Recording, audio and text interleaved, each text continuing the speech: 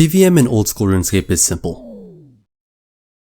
In this series, I'm going to cover the major aspects of PVM. Things like gear, inventories, movement, and the tick system are just a few to mention. This will help new players learn the less obvious strategies to improve their account and skills, as well as teach more experienced players to optimize how they play. From creating a better inventory when raiding to helping you rethink switching gear and prayer. I guarantee this series will lead to more efficient bossing, faster raids, better gear purchases, and direction on how to improve. Leveling your stats for PVM is like building a strong foundation for a house. A lot is built upon your stats, like what gear you can use and how effective that gear will be. It's also one of the cheapest ways to increase DPS.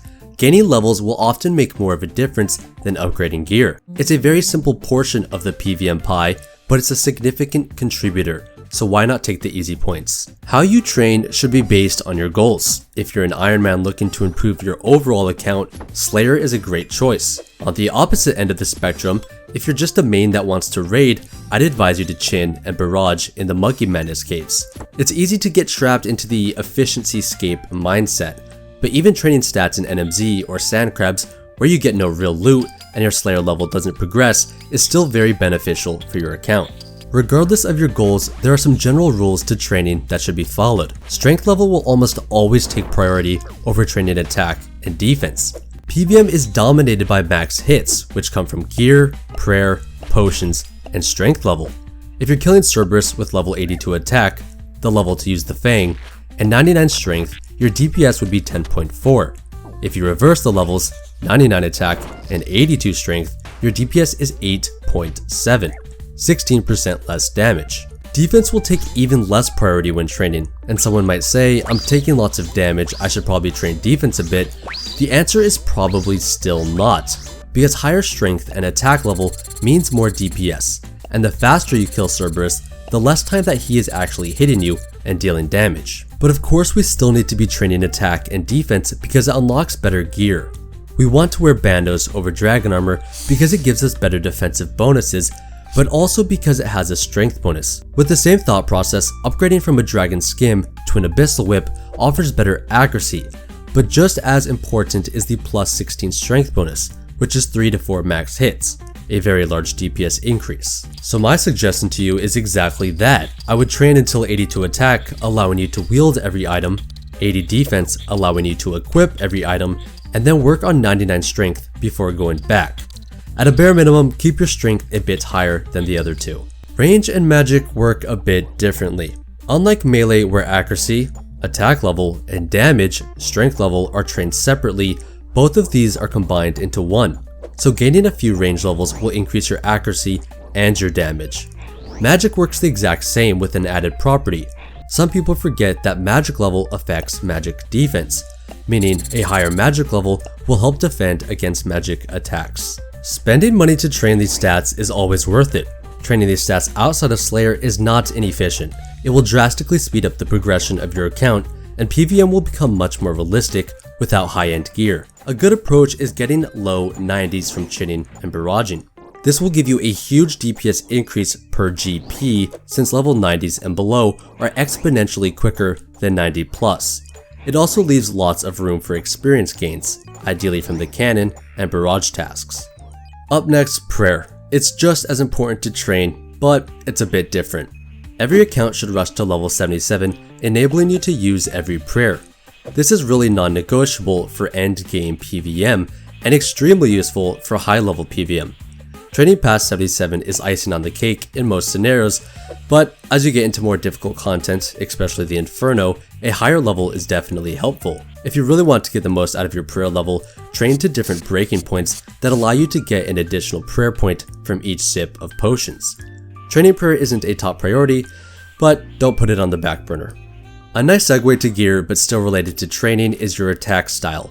Most people know that depending on your attack style, you get an invisible boost to your stats. So if you're training attack, your attack level is increased by 3, giving a slight accuracy bonus. Same thing with defense, increased by 3, slight defense bonus. Where this becomes very important is training strength. A plus 3 strength bonus is often a max hit, resulting in more DPS. If you're not max combat, keep training attack and defense, but once those are 99, always use the strength option. For range, rapid fire will be your default. Increasing attack speed is always better than a +3 range bonus. In some scenarios, you'll use long range, but it's pretty uncommon and you should try to avoid it if you can. Lastly, magic. As you probably guessed it, using accurate gives more accuracy than long range.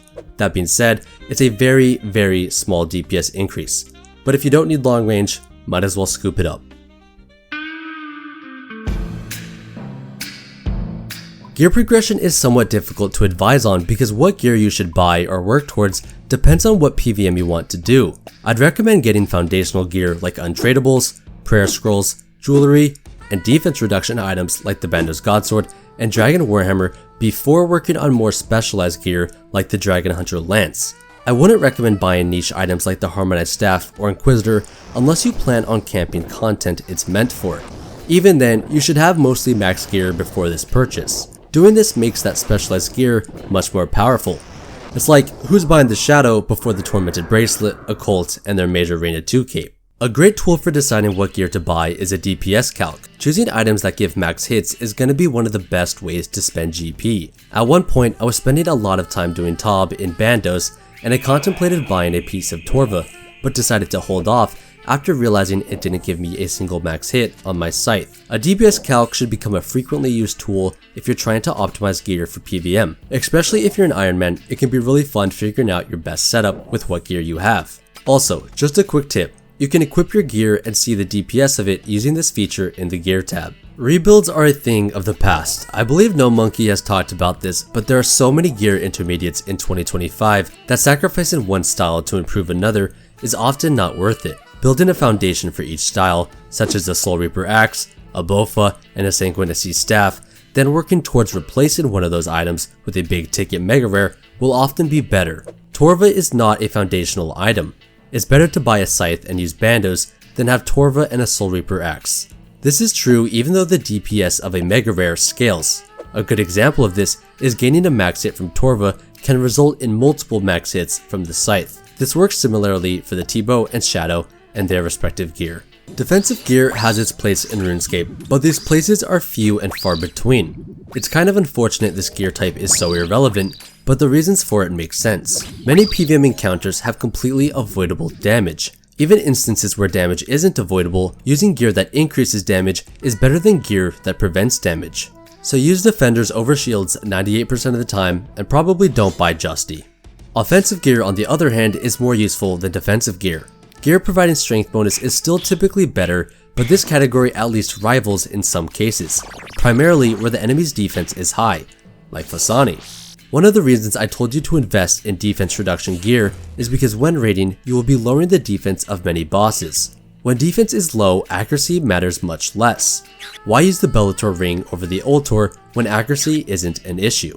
As you could assume, weapons that are more accurate will be much better on bosses with high defensive stats. This is why the Fang is very powerful at TOA, where bosses have a cap on defense reduction. The Scythe has low accuracy compared to the Fang, but most bosses in Tob have their defense reduced to 0, making it deadly. Another really good example of accuracy gear versus DPS gear, let's call it, is Void versus Masori. On bosses with high defense, Masori is much better DPS, even though it hits much lower numbers. Void allows you to hit harder, but the defense needs to be low. Choosing between a Blood Fury and Torture or Rancor follows the same line of thinking. Boss has high defense, Rancor is great. Boss has low defense, Blood Fury is probably a decent option. However, a better method of weighing your options is really Sustain. If the Blood Fury allows you to decrease banking, the cost can often be made up from prolonged trips. If the Blood Fury prevents you from dying in TOA, it's probably worth it, seeing as the cost of dying is slower raids and potentially wiping, losing 10 minutes. Another positive of the Blood Fury is decreasing supply usage. Not only does it have a higher prayer and defensive bonus than Rancor, but the healing effect in many cases means less time brewed down and possibly less time eating hard food. With all that being said, the Blood Fury is sometimes used as a crutch, and the better you become, it might not be necessary. If you're making less mistakes, resulting in less damage, the big selling point of the Blood Fury becomes whatever. Why not save the charges and gain accuracy with a possible max hit? So definitely determine your decision on, is this helping me complete content? Use expensive gear, most of the time. This can be very complicated at times and also very simple. For example, using a scythe at Tob is going to cost much more than using a whip, but it's still a no-brainer since you'll complete runs much quicker. Another example would be using dragon arrows over amethyst. The cost of using dragon arrows will almost always outweigh the DPS loss of using amethyst. Where it can get confusing is using dragon darts over amethyst darts. At Hydra, for example, dragon darts provide roughly 6% better DPS. The comparison of using dragon darts versus amethyst is around 2.6 mil an hour as opposed to 600k. A 6% DPS increase is not going to cover the 2 mil increase in supply cost, even if you factored in the opportunity cost of doing other content that makes over 10 mil an hour. After all that being said, this doesn't even take into consideration if you want to be getting better XP an hour. So a general rule of thumb, use amethyst darts if money is tight. The Lightbearer is quite broken for a 2 mil item, but it does require you to have good spec weapons. Everyone knows how good it is at TOA, so let's talk about other places. Anywhere with downtime, this ring is very powerful. Spamming Saradomin Godsword specs at Dagannoth Kings, regaining spec while waiting a minute 30 for God Wars bosses, the prep phase at Duke, and running around chambers are a few examples. Using this ring with the Zarite crossbow is especially good, so Nex and Phantom Muspa. The Venator ring just does not compete when embossing. Use it for Slayer. In content where multiple rings are brought, mostly raids, it can get somewhat complicated. In Cox, the Bellator is quite decent. It's great for hitting Tecton, high defensive vanguards, Olm's melee hand, and hitting your ZGS spec at Mutadal. But a Lightbearer is still a good switch to bring since lots of rooms are ranged based, allowing you to spam ZCBs. In Tob, the Ultor is so powerful when combined with the Scythe, using the Lightbearer would cost 4 max hits. Not worth it. That being said, you can sneak it in for certain parts like phase 1 of Verzik. In TOA, the Lightbearer is busted, partially because of the compounding effect with the Adrenaline Potion, but also because of the Voidwaker spec, which is extremely effective against high defense targets. The Magus ring is also quite good here when using the Shadow, since accuracy and magic damage are multiplied by 4. The Suffering can be decent at bosses where you get chipped at, but sadly, lots of bosses are immune for some reason. Great for learning the Inferno, great for tanking situations. Treasonous, Granite, and Tyrannical, unless you're doing Corp, basically dead content. The shoe game is changing rapidly. Now that the Eternal Boots have a magic damage bonus, they are quite good in certain places, especially TOA with a Shadow. Pegasians are still pointless in 95% of ranging encounters. If you're switching gear, camping Primordials are almost always better. If you're hybriding between mage and range, like at Muspa, just camp the Eternals. A new contender has recently been introduced, the Urania Boots. My advice on these is to use them as long as you don't lose a max hit in melee. I like to use them in Cox as it doesn't lose a max hit when switching over from the Primordials. The Devout Boots are somewhat slept on. They're great for range when PVM activities take a while, so the Fight Caves and the Inferno. Also bosses with low defense, so Giant Mole and Hydra. For being less than 2 mil, they're a great substitute for Pegasians. Special attack items really do come in all shapes and sizes. Each of them has a purpose. Let's cover some of the big PVM ones. The Dragon Claws are very effective on low defense targets. Tob, Colosseum, Slayer monsters. And the Voidwaker is very effective on high defense targets. TOA, Nex, maybe Bandos. The Crystal Halberd is very good as a finishing blow, as its attack cooldown is very high. You'll use this a good amount if you get into Tob, as well as some speedrun CAs like Kispori. Has horrible DPS, but huge potential. The Dragon Warhammer and Elder Maul are the best defense reduction weapons when a boss has high defense, but as defense gets lower, around 90, the Bandit's Godsword becomes the best defense reduction item.